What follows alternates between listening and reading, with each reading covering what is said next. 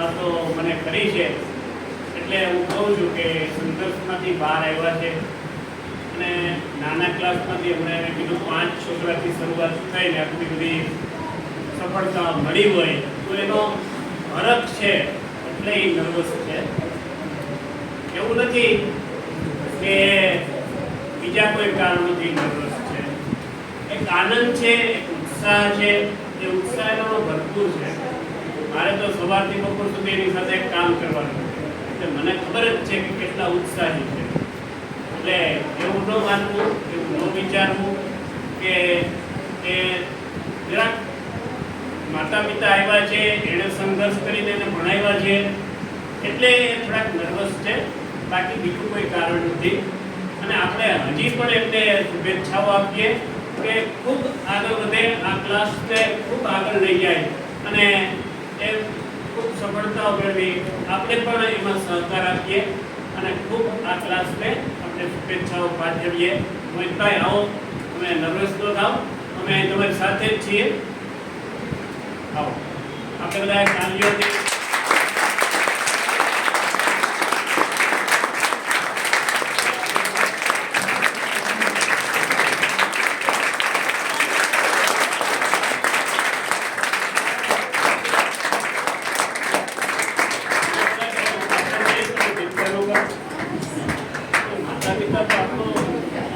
જીવન છે, એના થકી આપણે અહીંયા છીએ. એવું નર્વસ થવાની જરૂર નથી. હિંમતથી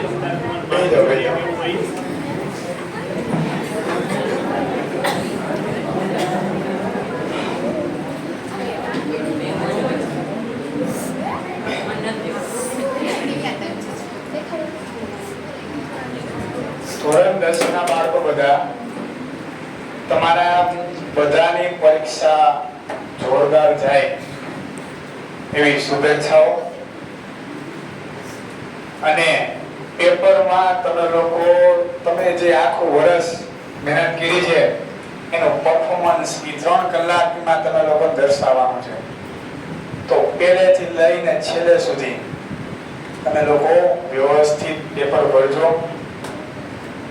તમે લોકો બહુ જ મહેનત કરી છે, મને ખબર છે, અને ઘણું બધું તમે લોકોએ વાંચન પણ કર્યું છે અને તમે હકદાર છો એ સફળતાના કે તમને લોકોને તમારે જોઈતા હોય એટલે ટકા આવે.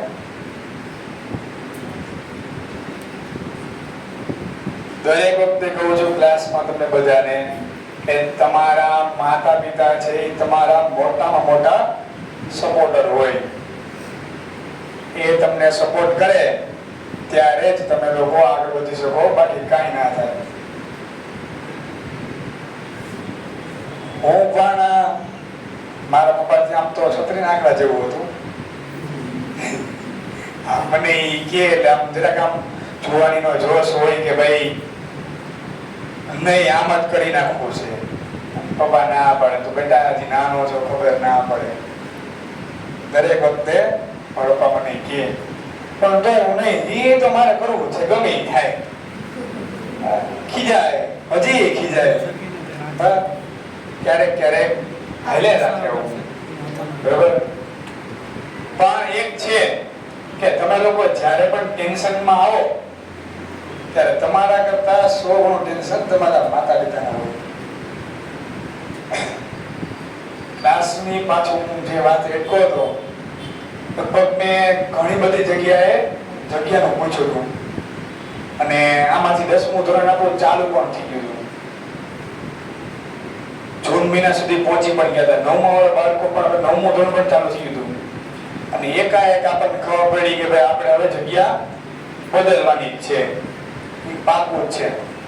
અને સાહેબ જે હળિયા પાટી દિન રાત ખબર આમથી આમ હું ગાડી લઈને સવારમાં નીકળી જાઉં, ઘરે ગરમ થઈને, બરોબર પપ્પા, ઘરે ગરમ થઈ નીકળી જાઉં કે ભાઈ કરી જ નાખવું છે. પપ્પા ના પાડે.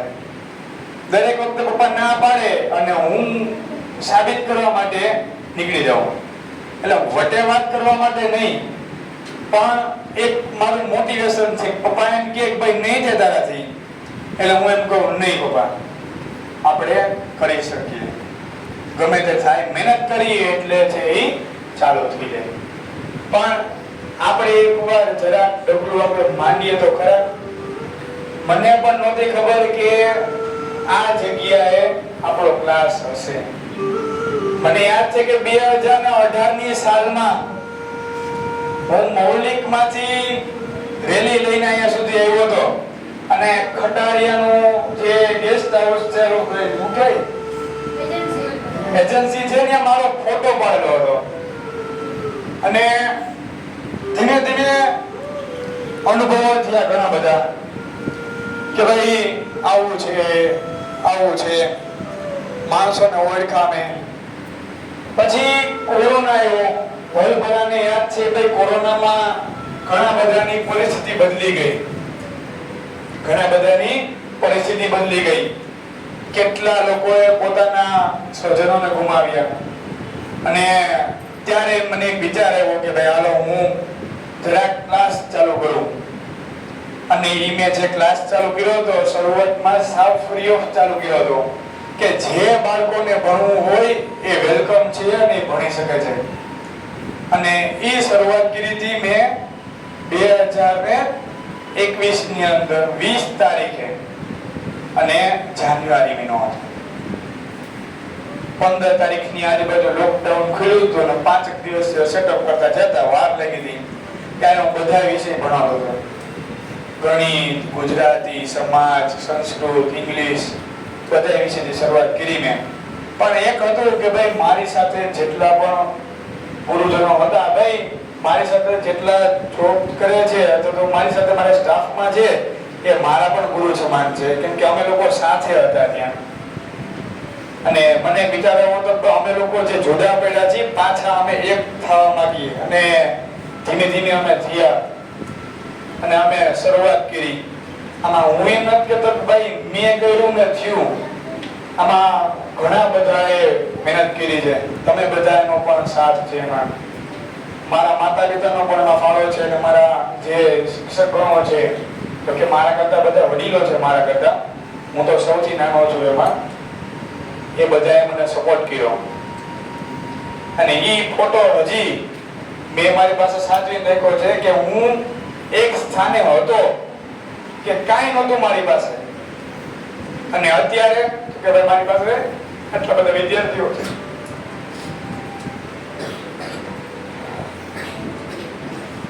એટલે આમ અંદરથી મને એમ આનંદ થાય છે કે આટલા બધા બાળકોનો વિશ્વાસ મારી સાથે છે.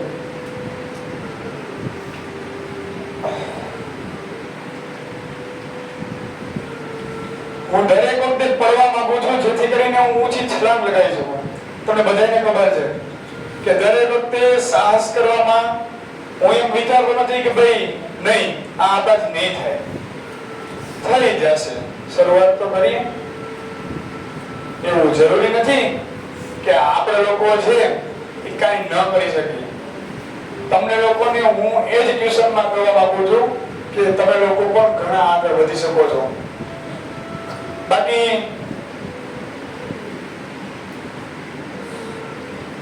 તમે લોકો છે એ શરૂઆત કરશો તો ઘણી આગળ પહોંચશો. કે 23 વર્ષની ઉંમરે ક્લાસીસ ખોલવું એ મને પણ ખબર છે ને સાહેબને ખબર છે કે ન ચાલે, પણ અનુભવો એટલા થયા કે મારી પાસે તમને લોકોને લિસ્ટ મેં બનાવીને આપ્યું કે આટલા અનુભવોથી હું ગુજરેલો છું. ઘણી બધી સંસ્થાઓમાં મેં કામ કર્યું છે અને એ બધી પાસેથી હું શીખી અને ભેગું કરતો ગયો.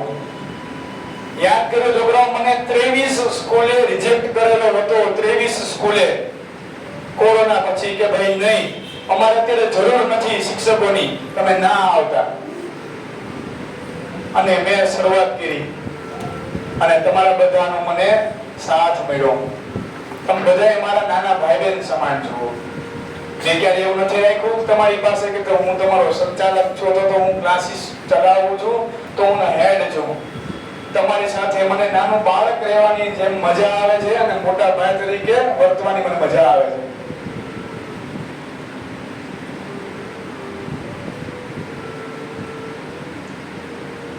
બધા શબ્દો છે કહેવાના, પણ તમને પાસે બહાર નથી આવતા. તો કે ક્લાસમાં તો આપણે બોલતા હોય. મારે 10મા વાળાને વિદાય તો નથી આપવી, પણ એ લોકોના આગળ જર્ની સફળતામાં મારે અવરોધ પણ ના બને. એટલે એ લોકો 10મા પછી એના આગળના ભણતરમાં ખૂબ સારી સફળતા મેળવે. અને ક્યારેય પણ મારી જરૂર પડે મને ખાલી એક ફોન કરજો, મારાથી બનતી કોશિશ રહેશે તમારા માટે. અને મારો હેતુ એ જ છે કે બાળકો ક્યારેય પણ અટકે નહીં ક્યાંય. અને હું એવું કહું છું કે ગયા વખતે પણ કીધું હતું, આ વખતે પણ કહું છું કે મારા આમાં જેટલા વિદ્યાર્થીઓ બેઠેલા છે 60 ની સંખ્યા, એમાં દરેકમાં મેં એક ગુણ તો ઉમેરેલો છે કે એ બધાય સત્ય હશે અને સત્યની સામે અડગ હશે. એ ક્યારેય ખોટા રસ્તા તરફ તો નહીં જ જાય. અને એ બધાએ એને અનુભવથી મેં શીખવાડેલું છે તમે લોકો શું સાચું છે શું ખોટું છે તમે એ પારખી શકો છો. ઘણા બધા પ્રયોગો થયા કે ભાઈ બંધ થઈ જશે, આમ થઈ જશે, કાંઈ વાંધો નહીં. તો મને વિશ્વાસ હતો ઉપરવાળા ઉપર, અમારા વિદ્યાર્થીઓ ઉપર, કે હાલને ભાઈ આટલા બાળકો છે તો શું થઈ ગયું, પણ મારે મારું બેસ્ટ આપવું છે. મારે મારું બેસ્ટ આપવું છે.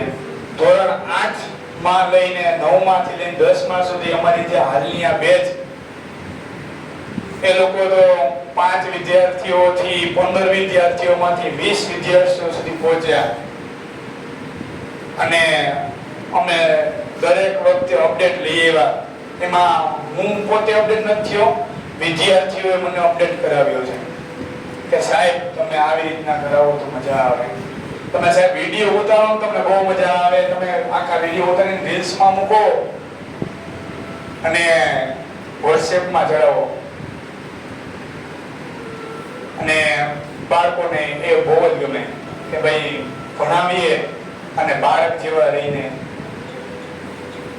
ક્યારેય પણ આમ એવું નથી મેં વિચાર્યું કે ભાઈ નહીં આને હું આમ કહું આને હું આમ કહું. પણ હા એક વસ્તુ છે કે હંમેશા ધૂળની પણ જરૂર પડે છે. ક્યારેય તમે આગળ વધો તો દરેકનો સાથ જરૂરી છે. અને આમાં દરેક, હું એમ નથી કહેતો કે હું સફળ થયો, અમારા દરેક વિદ્યાર્થીઓ સફળ છે. હું મારા ક્ષેત્રમાં છું, તમે તમારા ક્ષેત્રમાં છો. ઘણા બધામાં અલગ અલગ સ્કિલ આવેલી છે. હું ક્યારેક ફોટા પાડતા પણ છોકરાઓ પાસે શીખું છું કે સાહેબ આવું ફિલ્ટર વાપરો તો સારા દેખાવો, આમાં તમે નથી સારા દેખાતા, કારા આવો હો. તમે જેમ આવે ફોટો પાડીને મોકલી દો તો નો સારું લાગે. તમે ટીચર શું હોય, તમે થોડા એ કે કઈ આમ બોલા એટીટ્યુડ વાળા લીમોલી સો એમ કે એવું સારું ન લાગે તમને સોંગ કે. હા, કપડાનું કોમ્બિનેશન દરેક વખતે હોય. પાટલું તો કે કાળા કલરનું હોય, શર્ટ તો કે લીલા કલરનું હોય. હવે એ દર વખતે મારી ભાઈ ચોઈસ હોય, પણ વરસાદ એને ન કીધું હોય કે તું આ પહેર્યો. કંઈક હું પહેરીને આવું તો સમજી લે છોકરાઓ કે ભાઈ આજે આને કપડા ઘરેથી પૂછીને આવ્યો હોય છે.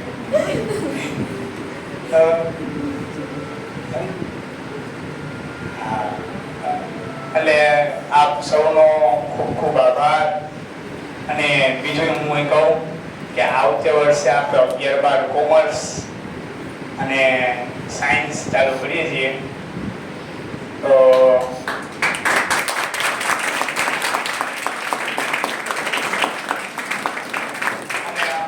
ઘણા બધા વાલીઓ અને બાળકોએ એવું સજેશન આપ્યું કે સાહેબ તમે ચાલુ તો કરો ખાલી, કાંઈ વાંધો નહીં, આપણે એ પણ ક્ષેત્રમાં આગળ વધીએ. ભલે 2 આવે ભલે 1 આવે, છેલ્લે સુધી એક વિદ્યાર્થી ભલે ન હોય પણ ટ્યુશન આપણું છેક સુધી ચાલુ હશે. એટલે બધા 10મા વિદ્યાર્થીઓ તમે લોકોએ ખૂબ મહેનત કરી છે. તમે લોકો તમારા ભણતરની અંદર, તમારા જીવનની અંદર દરેક કસોટીઓમાં તમે લોકો સફળ થાવ એવી મારી નહીં પણ આખા કિંગ્સ ક્લાસીસ તરફથી તમને બધાઓને શુભેચ્છા. ગમે ત્યારે તમે લોકો કોઈ પણ બીજા ક્ષેત્રમાં હોય, જૂનાગઢ આવો, બહાર ભણતા હોય, તમને એમ થાય ભાઈ મોહિત સાહેબ પાસે જવું છે આટો મારવા, ફોન ના કરતા આપણું એડ્રેસ છે એમાં ગૂગલમાં સર્ચ કરીને ગમે ત્યારે પહોંચી અને ક્લાસમાં આવીને મારા લેક્ચરમાં ગમે ત્યારે બેસી, તમે જે જગ્યાએ બેસતા હોય એ જગ્યાએ બેસી લેક્ચર ભરવાની આજીવન છૂટ છે તમને બધાને.